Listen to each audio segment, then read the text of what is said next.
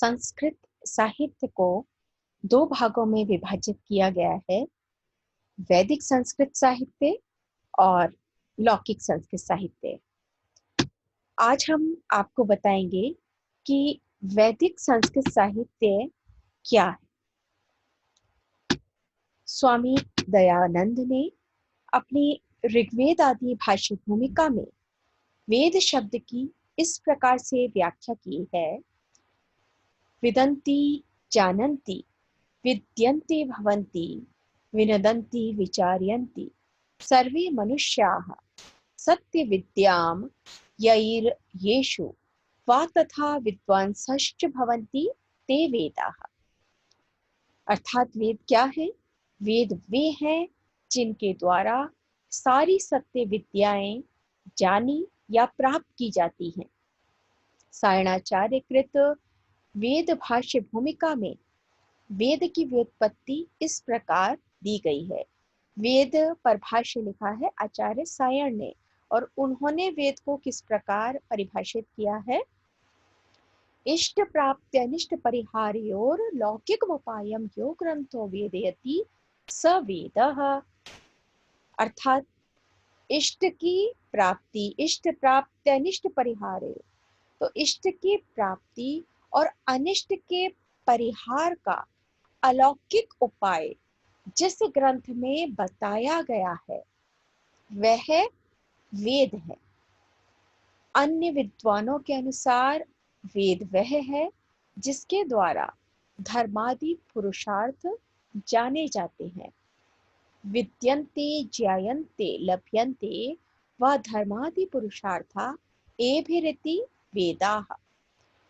इन सभी परिभाषाओं से यह सिद्ध होता है कि वेद ज्ञान के वे अक्षय कोश है जिनमें सभी विषयों का समावेश है।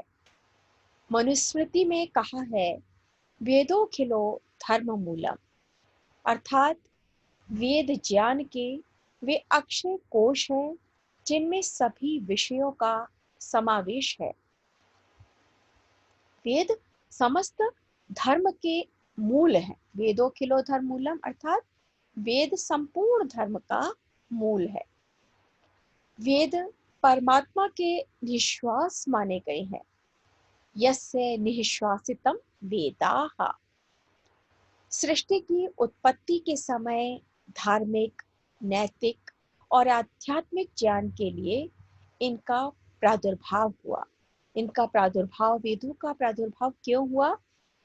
धार्मिक, नैतिक और आध्यात्मिक ज्ञान के लिए वेदों का प्रादुर्भाव हुआ।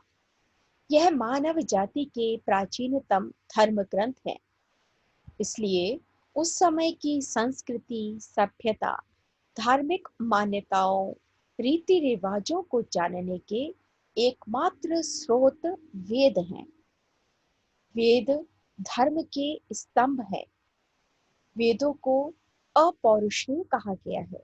अपौरुषेय अर्थात किसी पुरुष के द्वारा उसकी रचना नहीं की गई है। भारतीय धर्म, संस्कृति और सभ्यता का भव्य प्रासाद जिस दृढ़ आधारशिला पर प्रतिष्ठित है उसे वेद के नाम से जाना जाता है। तो भारतीय धर्म, संस्कृति, सभ्यता का जो भव्य महल है और वह जिस दृढ़ मजबूत आधारशिला पर खड़ा है उसे कहते हैं वेद। भारतीय आचार विचार, रहन सहन और धर्म कर्म को भली भांति समझने के लिए वेदों का ज्ञान बहुत आवश्यक है। वस्तुतः वेद शाश्वत यथार्थ ज्ञान राशि के समुच्चय है जिसे साक्षात्कृत धर्मा ऋषियों ने अपने प्रातिभ चक्षु से देखा है और अनुभव किया है। ऋषियों ने अपने मन या बुद्धि से कोई कल्पना न करके एक शाश्वत अपौरुषीय सत्य की अपनी चेतना के उच्चतम स्तर पर अनुभूति की और उसे मंत्रों का रूप दे दिया। वे चेतना क्षेत्र की रहस्यमयी गुत्थियों को अपनी आत्म सत्ता रूपी प्रयोगशाला में सुलझाकर सत्य का अनुशीलन करके उसे शक्तिशाली काव्य के रूप में अभिव्यक्त करते रहे हैं। वेद स्वयं इनके बारे में कहता है, सत्य श्रुतः कवयः, अर्थात दिव्य शाश्वत सत्य का श्रवण करने वाले दृष्टा महापुरुष। कैसे महापुरुष? जिन्होंने एक दिव्य शाश्वत सत्य का श्रवण किया। इसी आधार पर वेदों को श्रुति कहकर पुकारा गया है। वेदों को अन्य किस नाम से पुकारा गया? वेदों को श्रुति कहा गया। इस तरह समस्त धर्मों के मूल में माने जाने वाले देव संस्कृति के रत्न वेद हमारे समक्ष ज्ञान के वे पवित्र कोश के रूप में आते हैं। ईश्वरीय प्रेरणा से अंतःस्फुरणा के रूप में आत्मवत सर्वभूतेषु की भावना से सराबोर ऋषियों द्वारा उनका अवतरण सृष्टि के आदि काल में हुआ। आत्मवत सर्वभूतेषु अर्थात सभी प्राणियों को अपने समान समझना, और इस भावना के कारण ऋषियों ने उसका अवतरण सृष्टि के प्रारंभिक काल में, आदि काल में किया। वेदों की ऋचाओं में निहित ज्ञान अनंत है और उनकी शिक्षाओं में मानव मात्र ही नहीं वरन समस्त सृष्टि के जीवधारियों के कल्याण और सुख की भावना निहित है। वेद में क्या है? वेदों की शिक्षा क्या है? वेद मंत्रों का मूल क्या है? कि उसमें जीव मात्र के, प्रत्येक जीव के कल्याण की, सुख की भावना की गई है। यदि श्रुति का भावात्मक अर्थ लिया जाए तो वह है स्वयं साक्षात्कार किए गए ज्ञान का भांडागार। ऋषियों ने जिसका स्वयं साक्षात्कार किया, ऐसे ज्ञान का भंडार है वेद। इस तरह समस्त धर्मों के मूल में माने जाने वाले देव संस्कृति के रत्न वेद हमारी समक्ष ज्ञान के एक पवित्र कोश के रूप में आते हैं। ईश्वरीय प्रेरणा से अंतःस्फुरणा के रूप में आत्मवत सर्वभूतेषु की भावना से उसका अवतरण हुआ, और वेद की ऋचाओं में ज्ञान अनंत है। उसकी शिक्षाओं में मानव मात्र ही नहीं समस्त सृष्टियों के कल्याण की भावना निहित है। वेद किसी धर्म या संप्रदाय विशेष को दृष्टिगत रख अपनी बात नहीं कहते। उनकी शिक्षा में छिपे मूल तत्व अपरिवर्तनीय है, हर काल समय परिस्थिति में भी लागू होते हैं और आज की परिस्थितियों में भी पूर्णतः व्यावहारिक और विशुद्ध विज्ञान सम्मत है। तो आपने समझा कि वेद क्या है, और अब हम आपको बताएंगे कि वैदिक धर्म क्या है। तो जैसा कि नाम से ही स्पष्ट हो रहा है कि वैदिक धर्म अर्थात जो वेदों से जो धर्म निकला वही है वैदिक धर्म। तो आज जिसे हम हिंदू धर्म या सनातन धर्म के नाम से जानते हैं, उसी का प्रारंभिक नाम वैदिक धर्म है। वैदिक धर्म वह मूल है जिससे हिंदू धर्म की विविध शाखाएं और प्रतिशाखाएं विकसित हुई हैं। धार्मिक दृष्टि से वेदों में ऋग्वेद का सर्वाधिक महत्व है, क्योंकि इसकी रचनाओं में व्यक्त भावों और विचारों से उस समय में प्रचलित धार्मिक मान्यताओं और विचारों को जाना जाता है। वैदिक धर्म को समझने के लिए इस काल को 3 भागों में विभाजित किया जा सकता है। जब हम वैदिक धर्म को समझेंगे तो पहले हमें यह जानना आवश्यक है कि इसका विभाजन किस प्रकार से किया गया। तो 3 प्रकार से किया गया। प्रथम है संहिता काल, द्वितीय ब्राह्मण काल, तृतीय आरण्यक एवं उपनिषद काल। अब पहला था संहिता काल। तो संहिता काल किसे कहते हैं, और उस समय क्या था कि उस काल में मनुष्य का प्रकृति से निकट का संबंध था। यदि कहीं वह सुरम्य उषा, उदीयमान सूर्य, चारु चंद्र और तारों की मनोहारिता पर मुग्ध हुआ, तो कहीं बिजली की कड़क, मेघों की गर्जन और झंझावात आदि भीषण दृश्य को देखकर भयभीत हुआ। अस्तु उसने मनोहर और भीषण सभी प्राकृतिक दृश्यों में देवत्व की कल्पना कर ली। अब भाई उस समय का मनुष्य प्रकृति के ही प्रकृति उसके सर्वाधिक समीप थी, तो कहीं तो वो प्रकृति के श्रम्य रूप पर मोहित हुआ, तो कहीं वह उसका भयंकर रूप देखकर भयभीत भी हुआ। और इसी कारण उस काल के मनुष्य ने प्राकृतिक दृश्यों में ही देवता को देखा, देवत्व की कल्पना की और उनसे सुरक्षा, समृद्धि और सुख की कामना करने लगा। उन्हें ईश्वर मान के, देवता मान के अपनी सुरक्षा की कामना करने लगा। तो जो बताया आपको कि संहिता काल, तो संहिता, अब संहिता का क्या तात्पर्य है? संहिता अर्थात संग्रह। हमारे ऋषियों ने क्या किया था, जो श्रुति परंपरा थी, उन मंत्रों का श्रवण किया और उसका संकलन किया गया, संग्रह किया गया 4 प्रमुख संहिताओं में। कैसे? 4 प्रमुख संहिताएं हैं, ऋक संहिता, साम संहिता, यजुर संहिता और अथर्व संहिता। 4 प्रमुख संहिताएं हैं, ऋक संहिता, साम संहिता, यजुर संहिता और अथर्व संहिता। तो जैसे कि ऋक संहिता है, तो ऋक संहिता के अंतर्गत क्या है, सारे स्तुति परक जो मंत्र है वो ऋक संहिता के अंतर्गत आते हैं। जैसे कि ऋग्वेद का जो प्रथम सूक्त है वह सूक्त है अग्नि सूक्त, और अग्नि सूक्त में सारे ही अग्नि सूक्त में अग्निदेव की महत्ता बताई गई है। जैसे उसका प्रथम मंत्र है ओम अग्निमीढे पुरोहितम यज्ञस्य देवम मृत्विजम होतारम रत्न धातमम। या द्वितीय मंत्र है अग्नि पूर्वेभि ऋषिभिरीजयो नूतनैरुत सदेवान एह बक्षति। तो अग्नि सूक्त में अग्निदेव का ही महात्म्य है, अग्निदेव की स्तुति की गई है। तो जैसा कि अभी हम आपको बता रहे थे ऋक संहिता या ऋग्वेद, तो इसके नाम से ही स्पष्ट हो जाता है कि ऋचाओं का समूह, ऋचाम समूह। ऋक या ऋचा का क्या अर्थ है?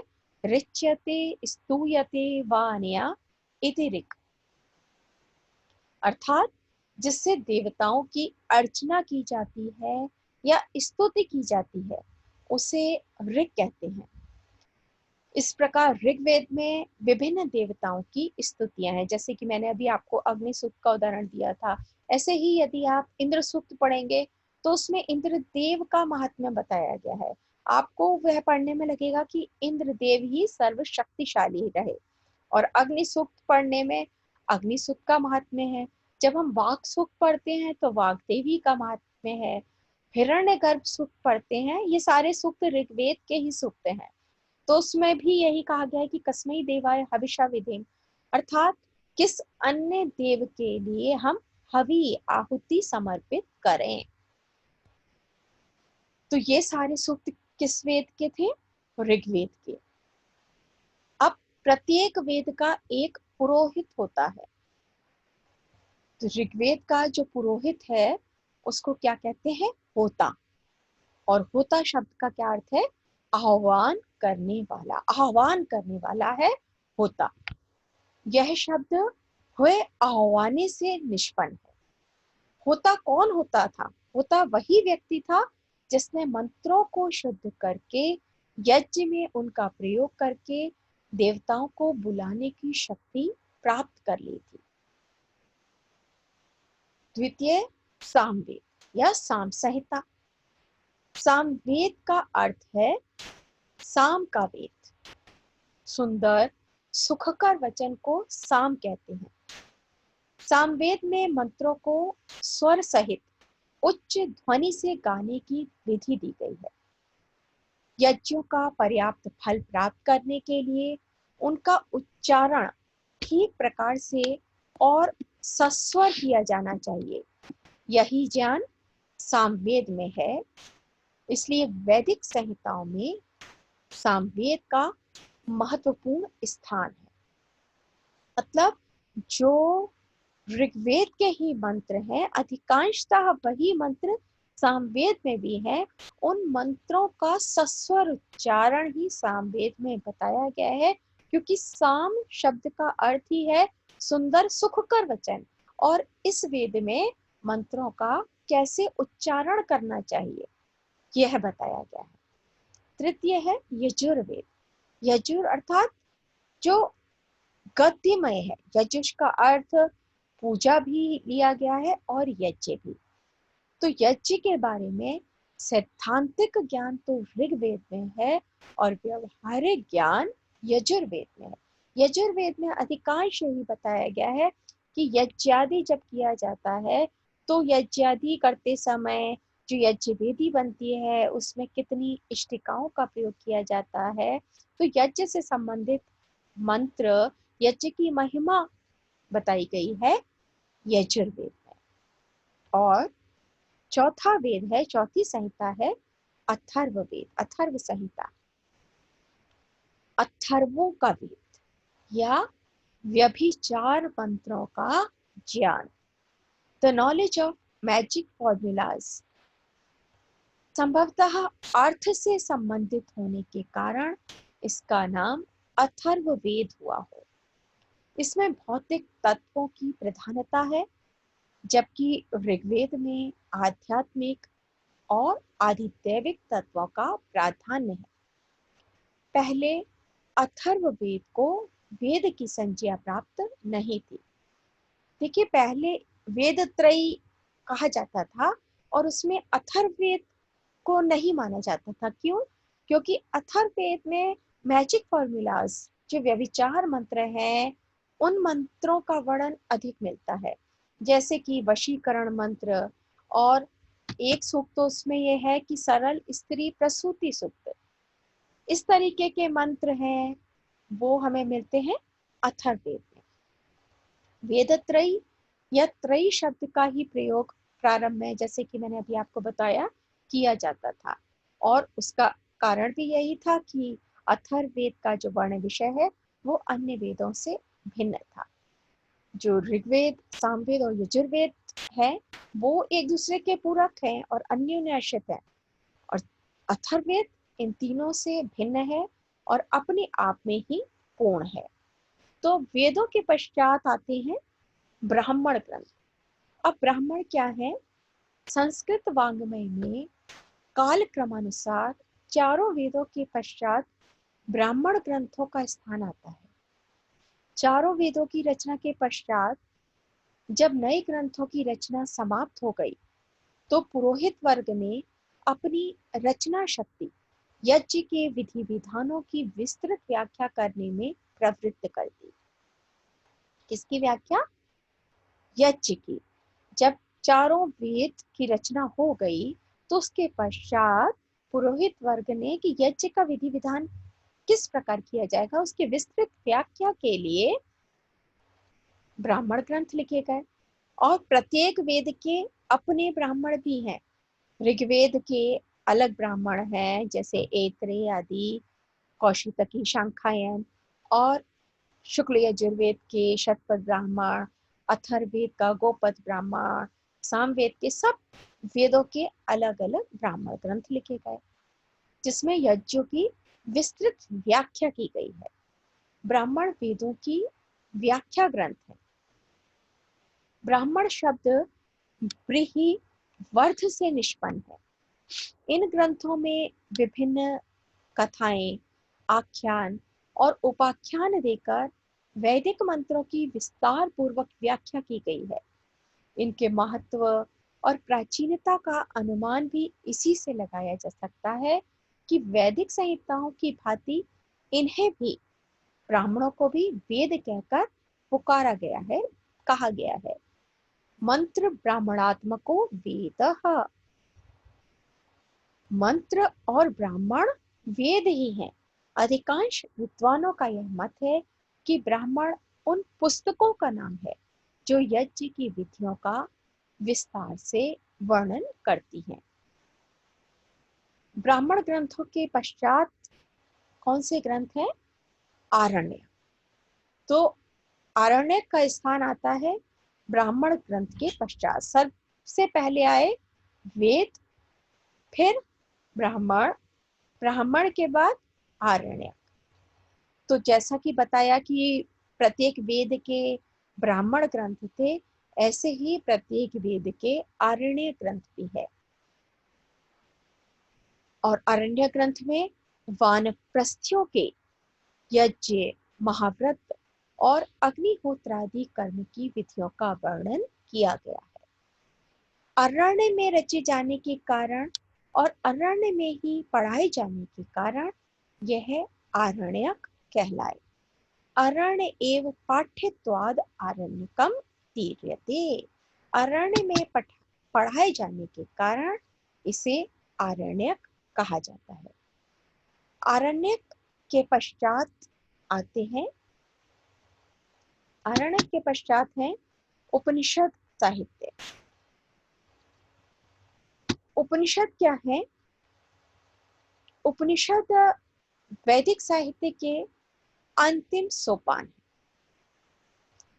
जब आर्य भारत में पूर्ण रूप से बस गए और उन्हें जीविकोपार्जन की कोई समस्या नहीं रही, तो उनके मन में इस प्रकार के प्रश्न उत्पन्न हुए कि ये सारी सृष्टि किससे उत्पन्न होती है, मृत्यु के पश्चात क्या होता है, किसकी प्रेरणा से हमारी इंद्रियां, मन और प्राण आदि कार्य करते हैं। प्रश्नोपनिषद में शिष्य प्रश्न करते हैं, भगवान कुतो हन्त्वा इमा प्रजाः प्रजायन्त इति। हे भगवान, यह सारी सृष्टि किससे उत्पन्न होती है? तो जो दर्शन आरण्यक ग्रंथों से प्रारंभ होता है, हमारे ऋषियों ने अरण्य में जाकर चिंतन मनन किया और वहां से दर्शन का प्रारंभ हुआ, वही दर्शन अपनी चरम अवस्था में पहुंच जाता है। कहाँ? उपनिषद काल में। उपनिषद में ही, उपनिषद शब्द का यदि हम शाब्दिक अर्थ बताएं तो उप और नि उपसर्ग पूर्वक, उपसर्ग कौन कौन से हैं? उप और नि।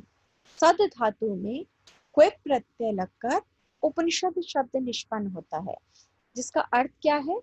गुरु के समीप निष्ठा पूर्वक बैठकर अध्ययन करना।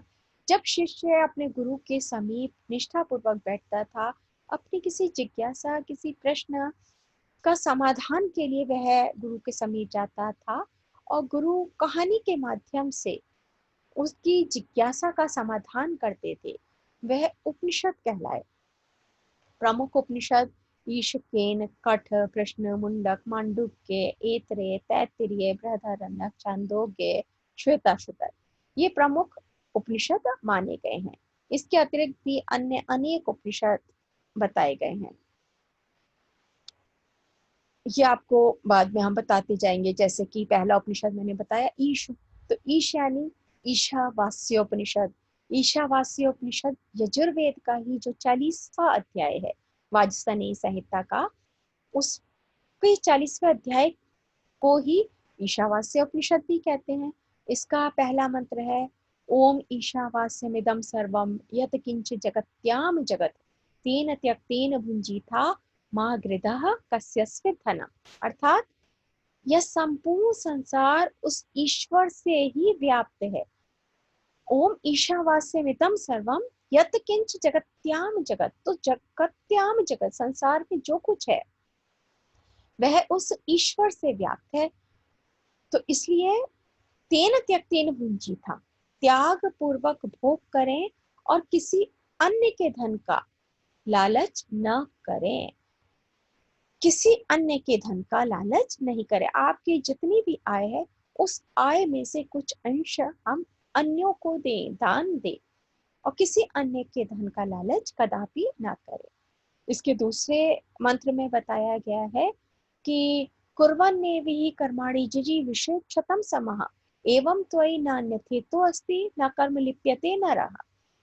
तो देखिए कितना सुंदर संदेश दिया गया है कि कर्म करते हुए मनुष्य को 100 वर्ष तक जीने की कामना करनी चाहिए।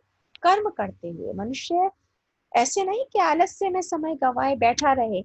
अगर 100 वर्ष तक जीने के लिए कहा गया है तो उसमें भी आपको कर्म करना है। यही बात अन्य अनेक ग्रंथों में कही गई है, जैसे कि ऐत्रेय ब्राह्मण में भी यही बात कही गई। कल ही शयानो भवति संजयानस्तु द्वापरः उत्तिष्ठन् स त्रेता कृत संपद्यते चरण चरैवेति चरैवेति। तो इसमें चारों युग का बहुत सुंदर विवेचन किया गया है कि जो आ, ये कलिशयनो भवति, कलिशयनो भवति अर्थात जो सोने वाला व्यक्ति है, सोने वाला कलयुग है। जो अपना निद्रा में समय गवा रहा है, सो रहा है, उसे ऋषि ने किसकी संज्ञा दी? कलयुग की। और जिसने संजिहानस्तु द्वापर, जिसने निद्रा का त्याग किया, वह द्वापर। उत्तिष्ठन् स त्रेता, जो उठकर खड़ा हुआ, वह त्रेता। और चलने वाला कृत या सतयुग है, अर्थात चलते रहे निरंतर चलते रहे, कर्मशील रहे। यही ज्ञान आगे हम अन्य अनेक ग्रंथों में देखते हैं। श्रीमद् भगवत गीता में तो श्री कृष्ण ने अर्जुन को यही बताया है कि सदैव कर्म करते रहें पर फल के प्रति आसक्ति न रखें, अनासक्त भाव से कर्म करें। जैसे कि कर्मण्यवाधिकारस्ते मां फलेषु कदाचन मां कर्म फल हेतुर्भुर्मा ते संगोऽस्तो कर्मणि। हे अर्जुन, तेरा कर्म करने पर अधिकार है, उसके फल पर नहीं। तो अभी हम बात कर रहे थे, जैसे कि बताया ईशावास्य उपनिषद की, ऐसे ही अगर एक एक उपनिषद के बारे में बताएं, कठोपनिषद में यम और नचिकेता की कहानी आपने शायद सुनी ही होगी। ऐसे ही आरुणि श्वेत केतु संवाद, तो श्वेत केतु और उद्दालक की कथा है छांदोग्य उपनिषद में। बहुत ही रोचक कथाएं हैं और उन कथाओं के माध्यम से मानवीय मूल्य, नैतिक मूल्य, आध्यात्मिक मूल्य और आत्मज्ञान आदि की शिक्षा हमें उपनिषदों में मिलती है। औपनिषदिक महावाक्य भी है। सच्चिदानंदो हम अर्थात मैं सत्य चित और आनंद स्वरूप हूँ। अयम आत्मा ब्रह्म, अहम ब्रह्मास्मि, मैं ब्रह्म हूँ। जो चूंकि मैं उस परमात्मा तत्व का अंश हूँ, तो जो गुण उस परमात्मा में है वही मुझ में है। यही बात तत्त्वमसि, जो तू है वही मैं हूँ।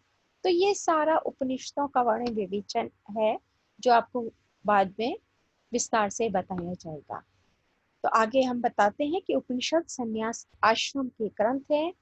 अन्य ग्रंथ वेद, ब्राह्मण, आरण्यक ये मनुष्य जीवन के पूर्व पक्ष से संबंध रखते हैं, जबकि उपनिषद मनुष्य जीवन के उत्तर पक्ष से संबंध रखते हैं।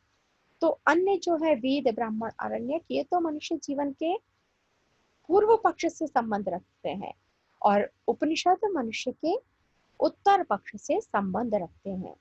समस्त सांसारिक भोग विलासों का भोग करके मनुष्य अपनी 3 इच्छाओं कौन कौन सी? पुत्रैषणा, वित्तैषणा और लोकेषणा की प्राप्ति करके जब संन्यास आश्रम में पदार्पण करता है तो दर्शन की ओर प्रवृत्त होता है। क्या कहा गया कि मनुष्य की इच्छाएं अनंत है। मृग तृष्णा है जो कभी समाप्त ही नहीं होती। पुत्रैषणा है, पुत्र प्राप्ति की इच्छा। वित्तैषणा है, धन की इच्छा। और लोकेषणा, हर एक मनुष्य चाहता है कि संसार में सुख मिले, ऐश्वर्य मिले। तो ये जो मृग तृष्णा है यह कभी समाप्त नहीं होती। जब इन सब को मनुष्य प्राप्त कर लेता है और उसके बाद संन्यास आश्रम, 4 आश्रमों में संपूर्ण मनुष्य के जीवन को बांटा गया है। ब्रह्मचर्य आश्रम आप लोग को पता ही होगा, 25 वर्ष तक ब्रह्मचर्य आश्रम, जिसमें वो अध्ययन आदि करता है, वेदाध्ययन करता है।